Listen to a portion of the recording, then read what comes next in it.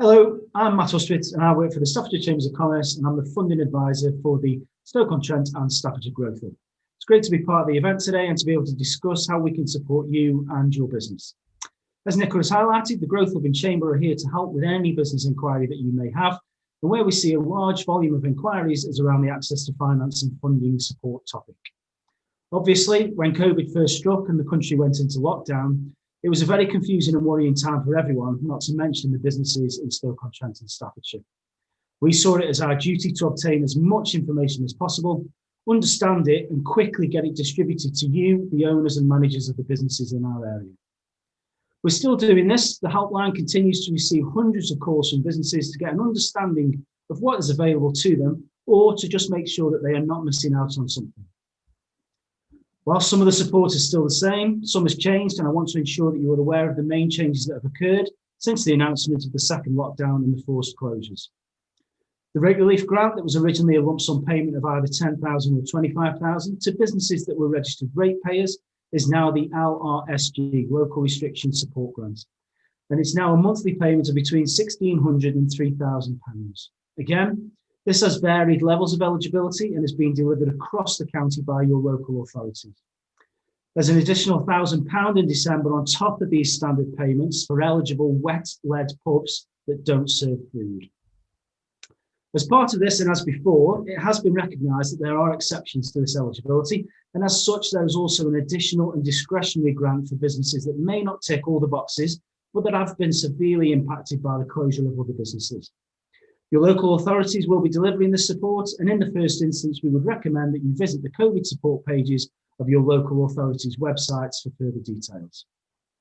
For those businesses in the tourism industry, we are hopeful that the County Council's Restart programme that can provide a grant of up to £3,000 to support you will be relaunched. This fund was opened early in the year and had to be paused due to the overwhelming level of interest it experienced. Keep an eye out on the Growth Hub newsletter for further details on this. In addition to the grants, the government, via the British Business Bank, have launched their supported loans, the B-bills and C-bills. The expiry date of these has been extended till the end of January 2021, and as such, if this is something you wish to take advantage of, you need to act now. The good news is, if you did not make use of your full allowance under the B-bills loan initially, you can approach your lender to get a top-up. Again, this must be done before the end of January. And don't forget that both the Job Retention Scheme and the Self-Employed Income Support Schemes have also both been extended. However, whilst there is various COVID-related support to help you survive, we need to also remember and highlight what is available to assist you to move forward, onwards and upwards in a post-COVID world, and what is available that will help you to thrive. Innovation, lots of support in this area, national programmes such as Innovate UK, public body funded by the UK government to help businesses develop and realise new ideas. More locally, both Staffordshire and Keele University, who have their support programmes, such as SAMPID, SDIPS, SEND, Gateway and CRISP, while they do love an acronym, and the fantastic support provided by the Business Innovation Centre locally, who have grant funds to help to pay for consultancy support.